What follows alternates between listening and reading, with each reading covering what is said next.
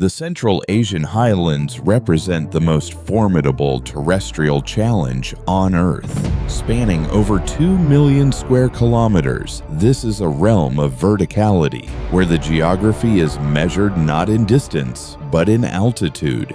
Here, the tectonic plates of India and Eurasia continue their eternal slow-motion collision, thrusting the Earth skyward into jagged, oxygen-starved spires. This is the domain of the snow leopard, a creature so perfectly adapted to the impossible that it has become the stuff of local myth and legend. For the people of the Altai and the Himalayas, the leopard is not merely an animal. It is a Shan, a mountain spirit capable of transitioning between the physical and spiritual worlds. The sheer scale of this habitat is difficult for the human mind to grasp. It encompasses the Hindu Kush, the Karakoram, the Pamirs, and the vast Tibetan Plateau. In these places, the atmospheric pressure is half of what it is at sea level. Every breath is a struggle, and every step is a feat of endurance. Yet, in this desolation, the snow leopard thrives. It moves with a fluid grace that defies the laws of gravity, patrolling ridges that would make an expert mountaineer recoil in fear. This documentary is an invitation to step into that thin air, to witness a life lived on the very edge of the habitable world. To understand the snow leopard, one must first understand the silence of the high mountains. It is a silence punctuated only by the howl of the wind and the occasional crack of shifting ice. In this environment, visibility is a survival trait, yet the leopard has mastered the art of being invisible. Its coat, a dense mosaic of smoky gray, cream, and charcoal rosettes, is a masterpiece of natural camouflage. Against the fractured granite and the dappled shadows of the scree slopes, the cat simply ceases to exist to the naked eye. One could be standing 10 meters from a resting leopard and never know it was there until it chose to move. This is why it is called the ghost of the mountains.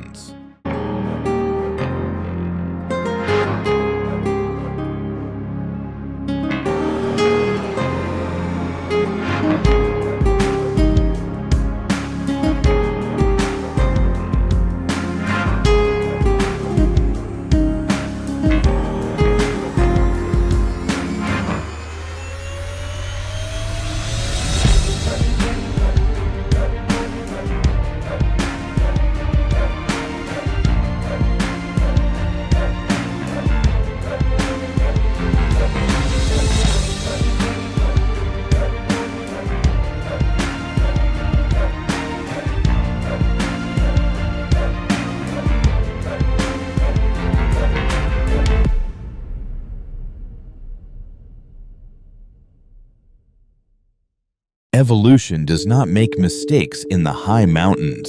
It only makes survivors.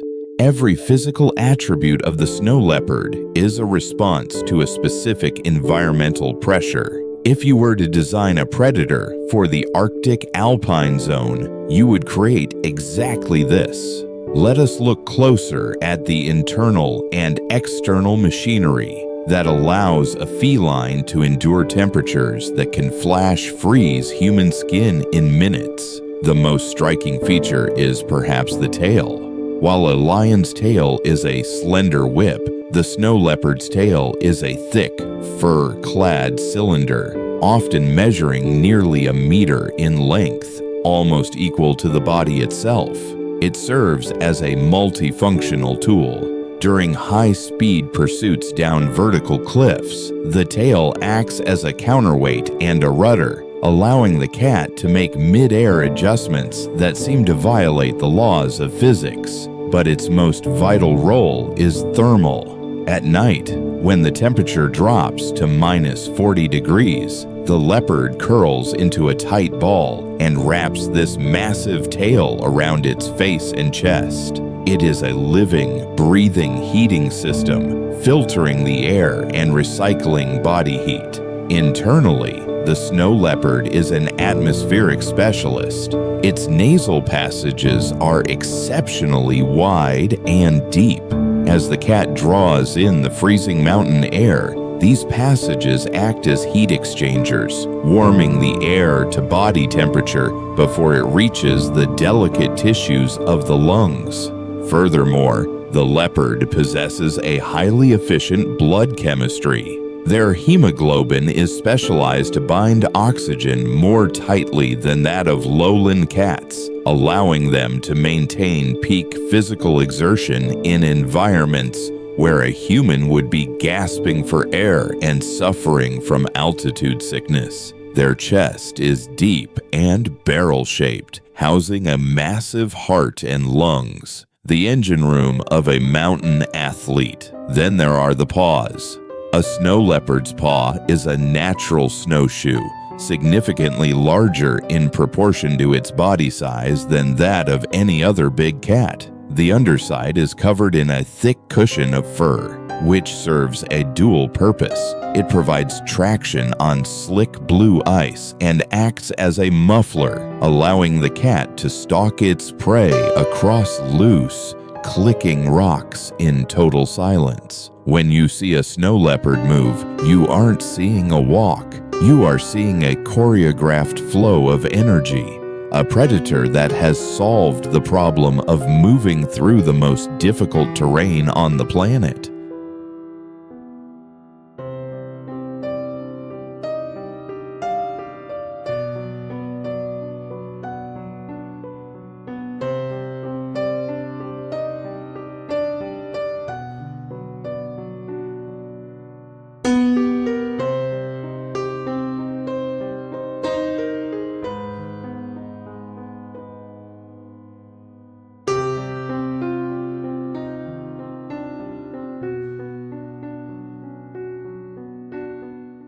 In the high-altitude deserts of the Himalayas, energy is the ultimate currency.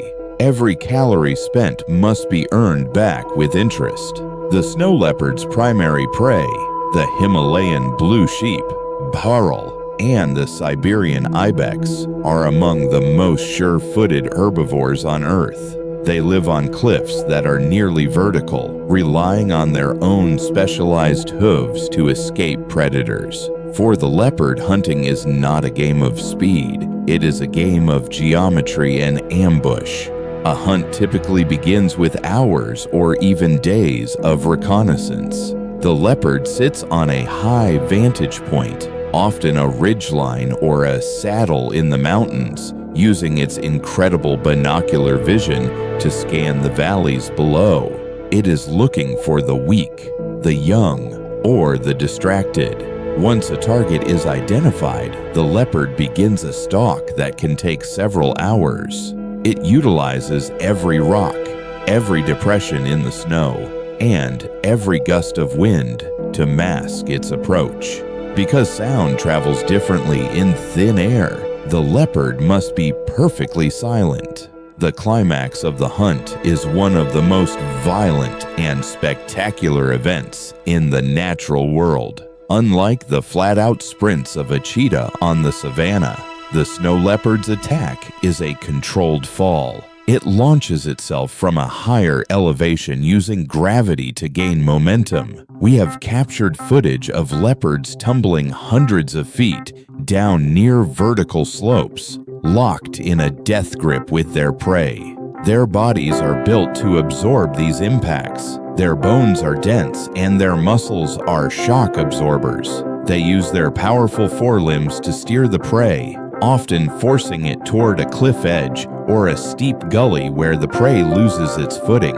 Once the kill is made, the work is far from over. In this landscape, a carcass is a magnet for scavengers, from Himalayan vultures to wolves. The leopard must often drag its kill, which can weigh 3 times its own body weight, upwards into a hidden crevice or a cave to feed in peace.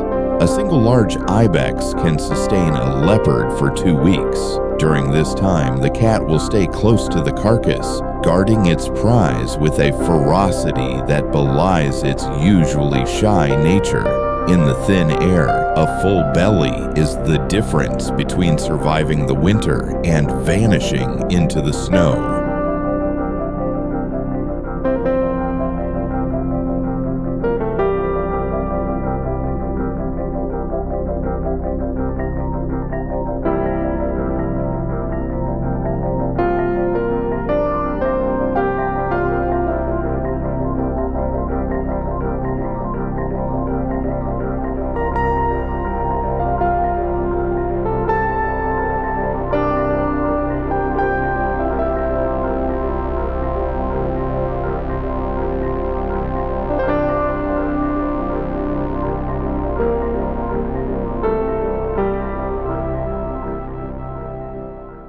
The snow leopard is perhaps the most solitary of all the large felids. While lions have prides and tigers have relatively compact territories, the snow leopard is a wanderer of vast, empty spaces. A single male may patrol a territory of over 200 square kilometers. In this environment, meeting another leopard is a rare and potentially dangerous event. To manage this vast no man's land, the cats have developed a complex system of chemical and visual communication, a mountain-wide messaging system. They mark their territory with scrapes, using their hind legs to dig shallow pits in the soil, which they then mark with urine. They also rub their cheeks against overhanging rocks, leaving behind secretions from specialized scent glands. These marking sites are often located at prominent trail junctions or beneath large, traveling rocks. To another leopard, these marks are a biography. They reveal the identity, the strength, and the reproductive status of the individual who left them. It is a way of saying, I am here, this is mine, and I am healthy, without ever having to risk a face-to-face confrontation. This solitary lifestyle is dictated by the scarcity of food. The mountains cannot support high densities of large predators. Each leopard must be the sole master of its range to ensure there are enough blue sheep and marmots to survive. However, this isolation poses a challenge during the breeding season. In the late winter months, the silence of the peaks is broken by the long call. It is a piercing, eerie wail that echoes through the canyons, a signal to any leopard of the opposite sex within miles. When a male and female do find each other, their courtship is brief and intense. For a few days, the two ghosts walk together, sharing kills and resting in the sun. But the bond is fleeting. As soon as the mating season ends, the male returns to his solitary patrol, and the female begins a lonely journey toward motherhood. She will receive no help in raising her cubs. In the world of the snow leopard, the mother is the sole provider, the sole protector, and the sole teacher.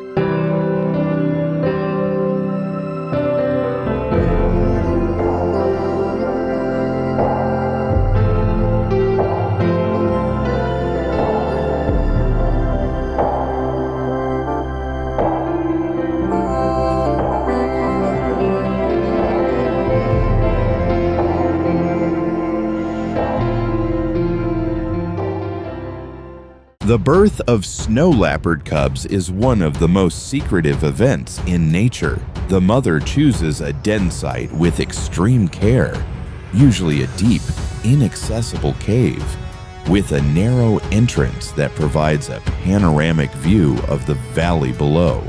This allows her to spot approaching threats, such as wolves or golden eagles, long before they reach her young.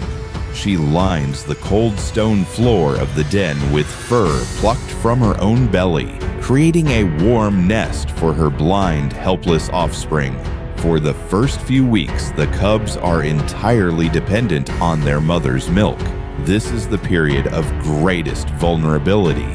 The mother must still hunt to survive, but every hour she spends away from the den is an hour her cubs are defenseless. When she returns, she is often exhausted, her coat matted with frost and blood. The bond between the mother and her cubs is incredibly strong.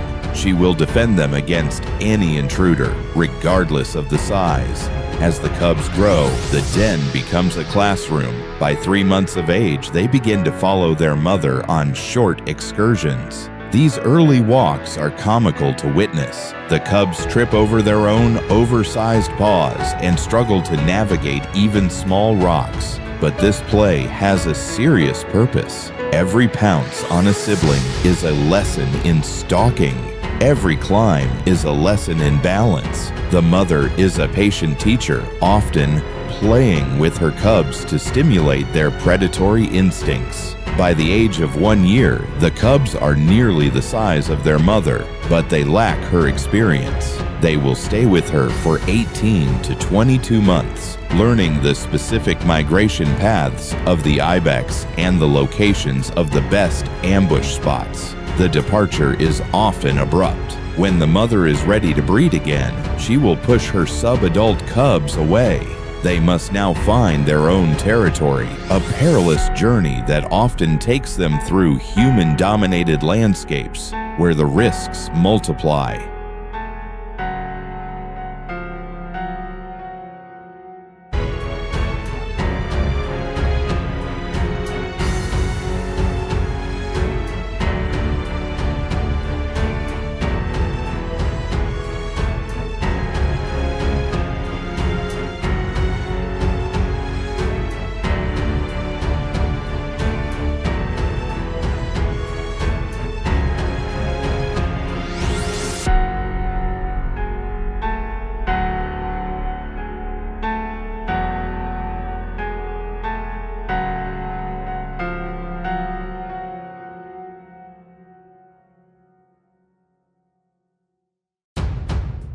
For millennia, the snow leopard and the mountain nomad lived in a state of mutual avoidance. The leopard stayed high on the ridges, and the herders stayed in the valleys. But as human populations grow and livestock grazing expands into higher altitudes, these two worlds are colliding. This is the front line of snow leopard conservation. In the high pastures of the Hindu Kush and the Pamirs, livestock is the only form of wealth. A family's survival depends on their goats, sheep, and yaks. When a snow leopard enters a corral at night, often driven by a shortage of wild prey, it can kill dozens of animals in a single surplus killing event. To a herder who earns less than $1 a day, this is a total economic collapse. Historically, the only response was to track the leopard down and kill it. However, a revolution in conservation is taking place. Organizations like the Snow Leopard Trust have realized that you cannot save the cat if you do not support the people. Today, innovative programs are being implemented across the 12 range countries. Predator-proof corrals, simple structures with wire mesh roofs, have been shown to reduce livestock loss by nearly 100%. Insurance programs funded by both international donors and local contributions compensate herders for their losses, removing the incentive for retaliatory killing. Perhaps most importantly, the perception of the leopard is shifting. In many villages, the ghost of the mountains is now seen as a source of pride and income. Ecotourism and snow leopard expeditions bring vital foreign currency into remote communities. Former hunters are being hired as citizen scientists, using their unparalleled tracking skills to set up camera traps and monitor leopard populations. The goal is coexistence, a world where the herder's livelihood is secure and the leopard's right to roam is respected.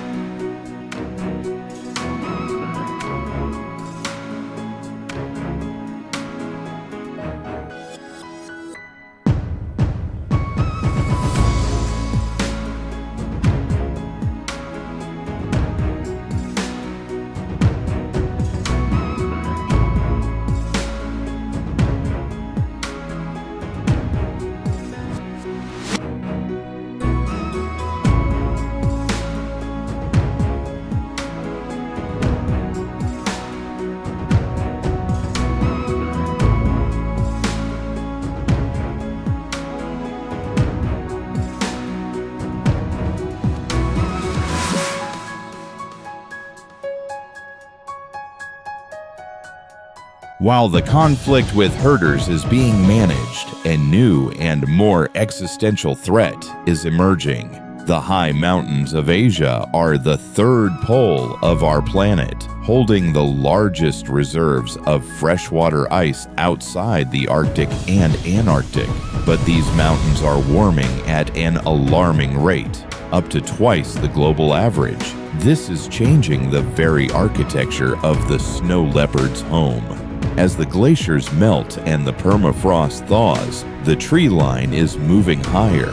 Forests are creeping into alpine meadows. This sounds like a positive change, but for the snow leopard, it is a disaster. The snow leopard is a specialist of the open, rocky heights. As the forest moves up, so does the common leopard, a larger, more aggressive competitor. The snow leopard is being squeezed into an ever-narrowing band of habitat between the encroaching trees and the barren, lifeless rock of the highest peaks. Furthermore, climate change is making the mountain weather more unpredictable. ZUDs, extreme winter events where a deep freeze follows a thaw, can wipe out entire populations of wild prey, such as the blue sheep. If the prey disappears, the leopard has no choice but to move lower toward human settlements, reigniting the cycle of conflict. The melting glaciers also threaten the water security of over 1 billion people downstream.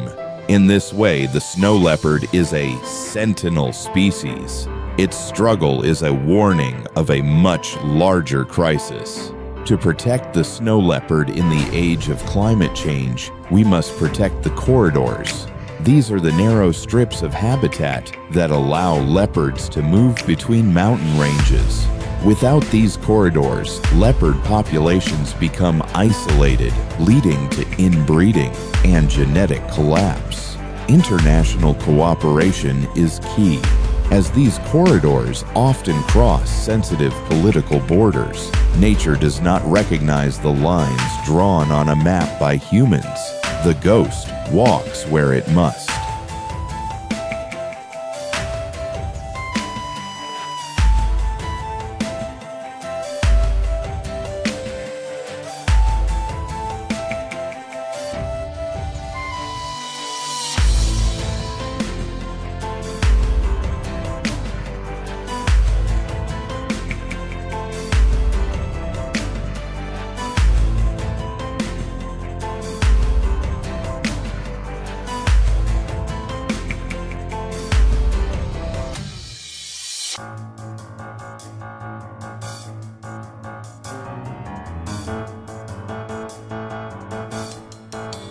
As we look to the future, the fate of the snow leopard remains in a delicate balance. There are estimated to be fewer than 7,000 of these cats left in the wild.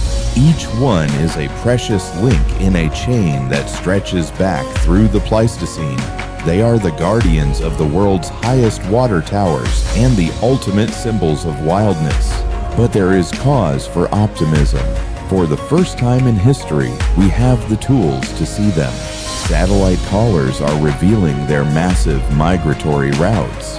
Environmental DNA, eDNA, allows us to track individuals by simply analyzing a pinch of soil from a scrape. We are learning that snow leopards are more resilient than we once thought, provided they are given the space to exist. The story of the snow leopard is not just a story of an animal. It is a story of our relationship with the most extreme parts of our planet. It asks us a fundamental question: is there room on this earth for a creature that we cannot control and that we rarely see? If we can save the ghost of the mountains, it proves that we have the capacity to save the planet's most fragile ecosystems. As the sun dips below the horizon of the Karakoram, the mountains turn a deep, bruised purple. Somewhere on a ledge that no human could ever reach, a leopard stretches. It looks out over a kingdom of ice and stone. It is silent. It is invisible. It is the heartbeat of the high peaks. As long as the snow falls and the ibex climb, the ghost will remain. Our task is to ensure that the silence of the mountains is always filled with the possibility of its presence.